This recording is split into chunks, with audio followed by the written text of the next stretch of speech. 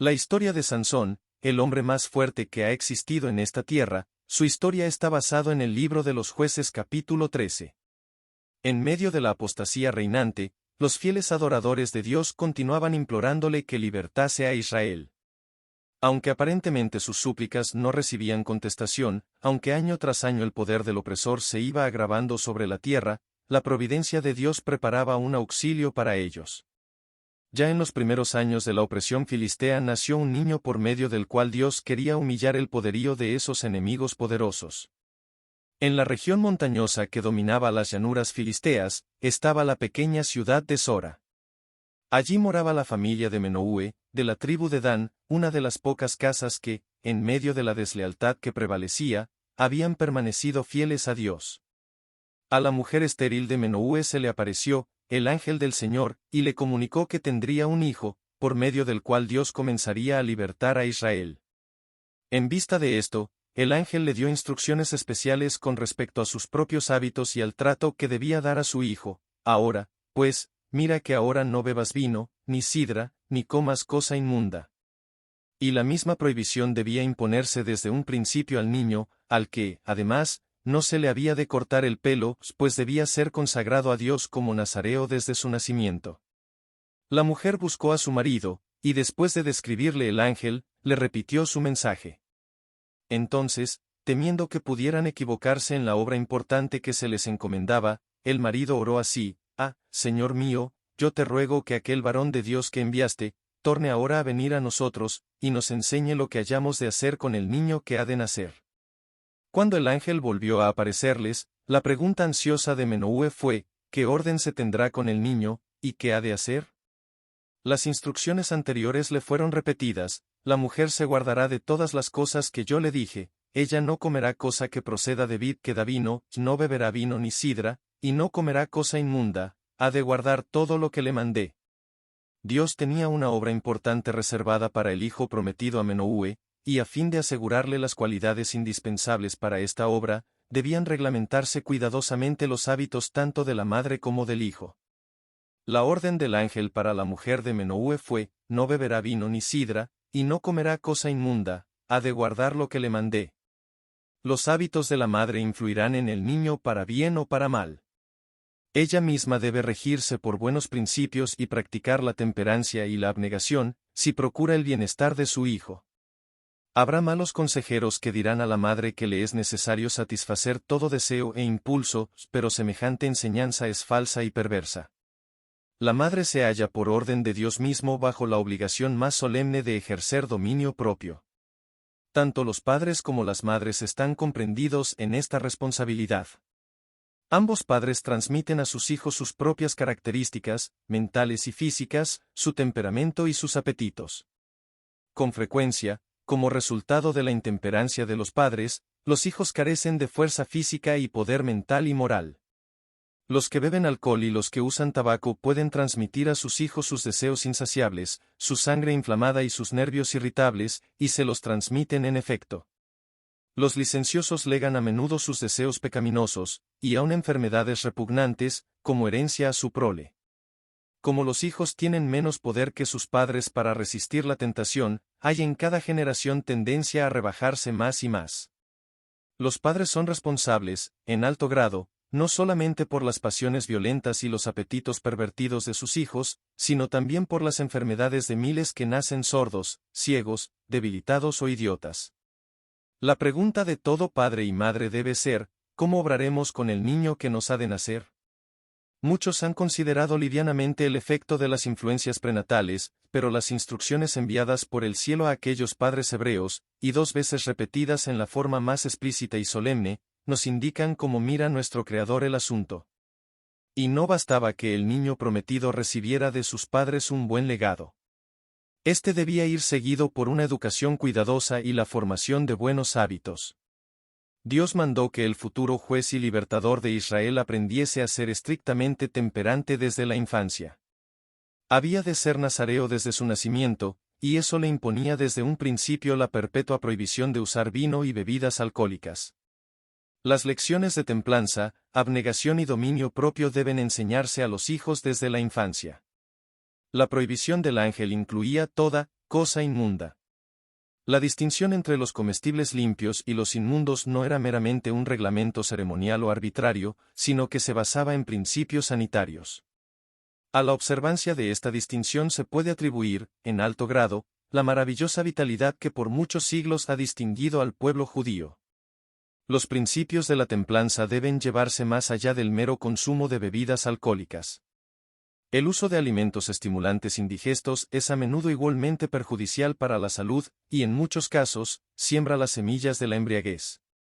La verdadera temperancia nos enseña a abstenernos por completo de todo lo perjudicial, y a usar cuerdamente lo que es saludable. Pocos son los que comprenden debidamente la influencia que sus hábitos relativos a la alimentación ejercen sobre su salud, su carácter, su utilidad en el mundo y su destino eterno. El apetito debe sujetarse siempre a las facultades morales e intelectuales. El cuerpo debe servir a la mente, y no la mente al cuerpo. La promesa que Dios hizo a Menohue se cumplió a su debido tiempo con el nacimiento de un hijo, que fue llamado Sansón. A medida que el niño crecía, se hacía evidente que poseía extraordinaria fuerza física. Sin embargo, como bien lo sabían Sansón y sus padres, esta fuerza no dependía de sus firmes músculos, sino de su condición de nazareo, simbolizada por su pelo largo. Si Sansón hubiera obedecido los mandamientos divinos tan fielmente como sus padres, habría sido su destino más noble y más feliz. Pero sus relaciones con los idólatras le corrompieron. Como la ciudad de Sora estaba cerca de la región de los filisteos, Sansón trabó amistades entre ellos. Así se crearon en su juventud intimidades cuya influencia entenebreció toda su vida. Una joven que vivía en la ciudad filistea de Timna conquistó los afectos de Sansón, y él decidió hacerla su esposa. La única contestación que dio a sus padres temerosos de Dios, que trataban de disuadirle de su propósito, fue: «Esta agradó a mis ojos». Los padres cedieron por fin a sus deseos, y la boda se efectuó. Precisamente cuando llegaba a la edad viril, cuando debía cumplir su misión divina, el momento en que más fiel a Dios debiera haber sido, Sansón se emparentó con los enemigos de Israel. No se preguntó si al unirse con el objeto de su elección podría glorificar mejor a Dios o si se estaba colocando en una posición que no le permitiría cumplir el propósito que debía alcanzar su vida. A todos los que tratan primero de honrarle a Él, Dios les ha prometido sabiduría, pero no existe promesa para los que se obstinan en satisfacer sus propios deseos. ¿Cuántos hay que siguen el mismo camino que siguió Sansón? ¿Cuán a menudo se formalizan casamientos entre fieles e impíos, porque la inclinación domina en la elección de marido o mujer? Los contrayentes no piden consejo a Dios, ni procuran glorificarle. El cristianismo debiera tener una influencia dominadora sobre la relación matrimonial, pero con demasiada frecuencia los móviles que conducen a esta unión no se ajustan a los principios cristianos. Satanás está constantemente tratando de fortalecer su poderío sobre el pueblo de Dios induciéndolo a aliarse con sus súbditos, y para lograr esto, trata de despertar pasiones impuras en el corazón. Pero en su palabra el Señor ha indicado clara y terminantemente a su pueblo que no se una con aquellos en cuyo corazón no mora su amor. ¿Qué concordia tiene Cristo con Baal, o qué parte tiene el creyente con el incrédulo, y qué acuerdo tiene el templo de Dios con los ídolos? En el festín de su boda Sansón se relacionó familiarmente con los que odiaban al Dios de Israel. Quienquiera que voluntariamente entabla relaciones tales se verá en la necesidad de amoldarse, hasta cierto grado, a los hábitos y costumbres de sus compañeros. Pasar el tiempo así es peor que malgastarlo. Se despiertan y fomentan pensamientos, y se pronuncian palabras, que tienden a quebrantar los baluartes de los buenos principios y a debilitar la ciudadela del alma. La esposa, para obtener cuya mano Sansón había transgredido el mandamiento de Dios, traicionó a su marido antes de que hubiese terminado el banquete de bodas. Indignado por la perfidia de ella, Sansón la abandonó momentáneamente, y regresó solo a su casa de Sora. Cuando, después de aplacársele el enojo, volvió por su novia, la halló casada con otro. La venganza que él se tomó al devastar todos los campos y viñedos de los filisteos, los indujo a asesinarla, a pesar de que las amenazas de ellos le habían hecho cometer el engaño que dio principio a la dificultad. Sansón ya había dado pruebas de su fuerza maravillosa al matar solo y sin armas un leoncito y al dar muerte a 30 de los hombres de Ascalón. Ahora airado por el bárbaro asesinato de su esposa, atacó a los filisteos, e hiriólos, con gran mortandad. Y entonces, deseando encontrar un refugio seguro contra sus enemigos, se retiró a la cueva de la peña de Etam, en la tribu de Judá. Fue perseguido a este sitio por una fuerza importante, y los habitantes de Judá, muy alarmados, convinieron vilmente en entregarle a sus enemigos. Por lo tanto, 3000 hombres de Judá subieron a donde él estaba. Pero aun en número tan desproporcionado, no se habrían atrevido a aproximársele si no hubieran estado seguros de que él no haría ningún daño a sus conciudadanos. Sansón les permitió que le ataran y le entregaran a los filisteos, pero primero exigió a los hombres de Judá que le prometieran no atacarlo, para no verse él obligado a destruirlos. Les permitió que le ataran con 2 sogas nuevas, y fue conducido al campamento de sus enemigos en medio de las demostraciones de gran regocijo que hacían estos. Pero mientras sus gritos despertaban los ecos de las colinas, el Espíritu de Jehová cayó sobre él. Hizo pedazos las cuerdas fuertes y nuevas como si hubieran sido lino quemado en el fuego. Luego, haciendo la primera arma que halló a mano y que, si bien era tan solo una quijada de asno, resultó más eficaz que una espada o una lanza, hirió a los filisteos hasta que huyeron aterrorizados, dejando 1000 muertos en el campo. Si los israelitas hubiesen estado dispuestos a unirse con Sansón, para llevar adelante la victoria, habrían podido librarse entonces del poder de sus opresores. Pero se habían desalentado y acobardado. Por pura negligencia habían dejado de hacer la obra que Dios les había mandado realizar, en cuanto a desposeer a los paganos, y se habían unido a ellos en sus prácticas degradantes. Toleraban su crueldad y su injusticia, siempre que no fuese dirigida contra ellos mismos. Cuando se los colocaba bajo el yugo del opresor se sometían mansamente a la degradación que habrían podido eludir si tan solo hubiesen obedecido a Dios. Aun cuando el Señor les suscitaba un libertador, con frecuencia le abandonaban y se unían con sus enemigos. Después de su victoria, hicieron los israelitas juez a Sansón, y gobernó a Israel durante 20 años. Pero un mal paso prepara el camino para otro. Sansón había violado el mandamiento de Dios tomando esposa de entre los filisteos, y otra vez se aventuró a relacionarse con los que ahora eran sus enemigos mortales, para satisfacer una pasión ilícita. Confiando en su gran fuerza, que tanto terror infundía a los filisteos, fue osadamente a Gaza para visitar a una ramera de aquel lugar. Los habitantes de la ciudad supieron que estaba allí y desearon vengarse. Su enemigo se había encerrado dentro de las murallas de la más fortificada de todas sus ciudades, estaban seguros de su presa, y solo esperaban el amanecer para completar su triunfo.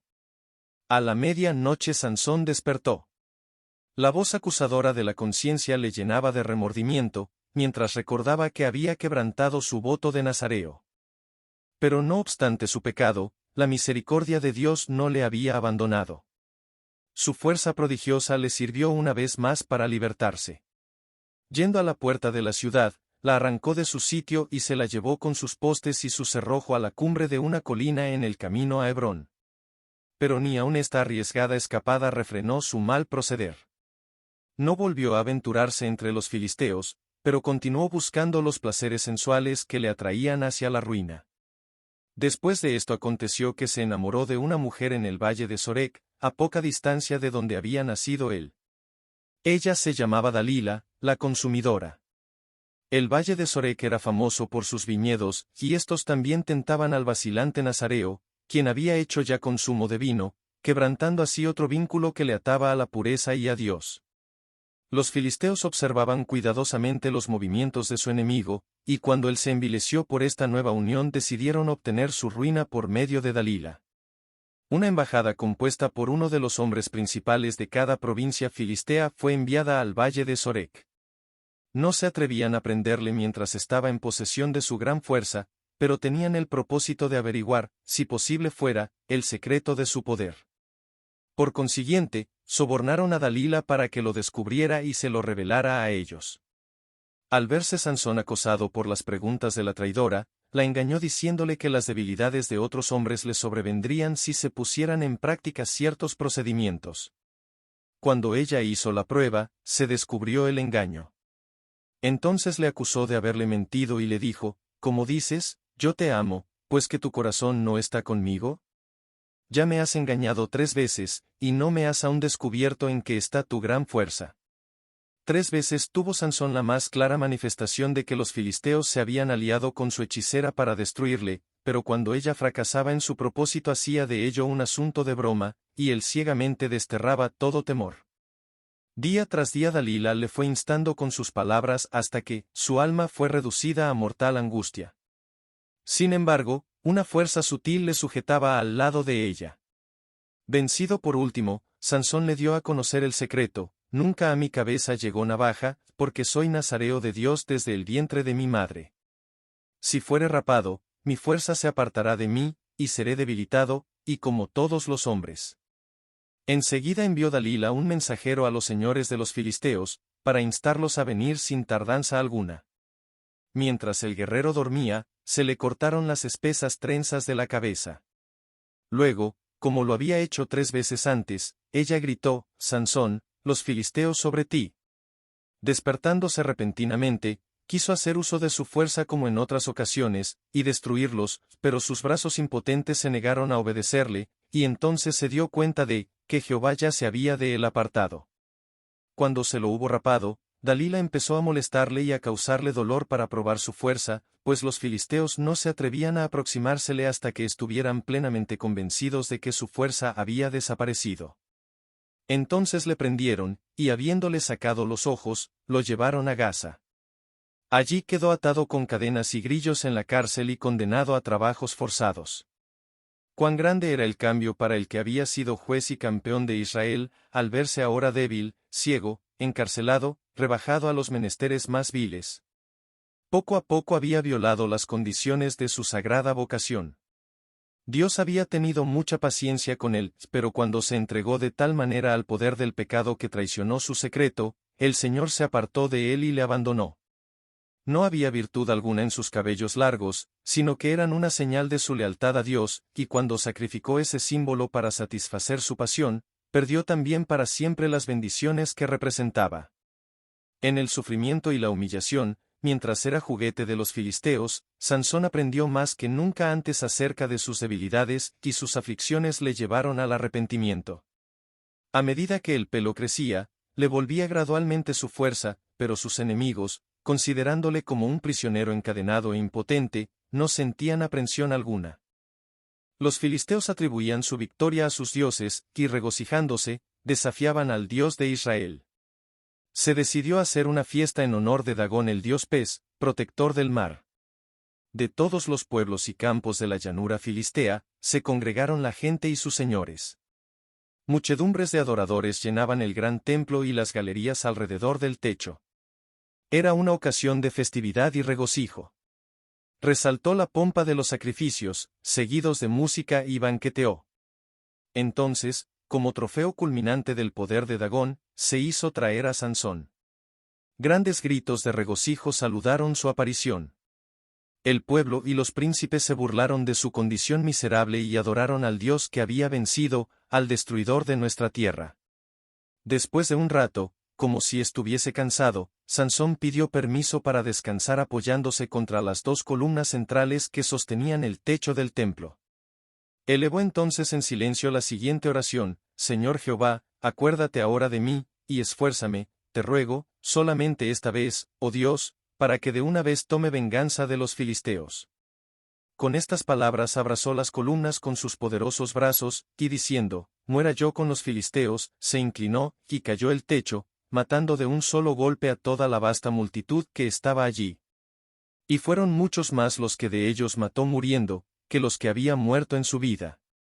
El ídolo y sus adoradores, los sacerdotes y los campesinos, los guerreros y los nobles, quedaron sepultados juntos debajo de las ruinas del templo de Dagón. Y entre ellos estaba el cuerpo gigantesco de aquel a quien Dios había escogido para que libertase a su pueblo. Llegaron a la tierra de Israel las nuevas del terrible derrumbamiento, y los parientes de Sansón bajaron de las colinas, y sin oposición rescataron el cuerpo del héroe caído. Y lleváronle, y le sepultaron entre Sora y Estaol, en el sepulcro de su padre Menúe. La promesa de Dios de que por medio de Sansón comenzaría a salvar a Israel de manos de los filisteos se cumplió, pero cuán sombría y terrible es la historia de esa vida que habría podido alabar a Dios y dar gloria a la nación. Si Sansón hubiera sido fiel a su vocación divina, se le habría honrado y ensalzado, y el propósito de Dios se habría cumplido. Pero él cedió a la tentación y no fue fiel a su cometido, y su misión se cumplió en la derrota, la servidumbre y la muerte. Físicamente, fue Sansón el hombre más fuerte de la tierra, pero en lo que respecta al dominio de sí mismo, la integridad y la firmeza, fue uno de los más débiles. Muchos consideran erróneamente las pasiones fuertes como equivalente de un carácter fuerte, pero lo cierto es que el que se deja dominar por sus pasiones es un hombre débil. La verdadera grandeza de un hombre se mide por el poder de las emociones que él domina, y no por las que le dominan a él.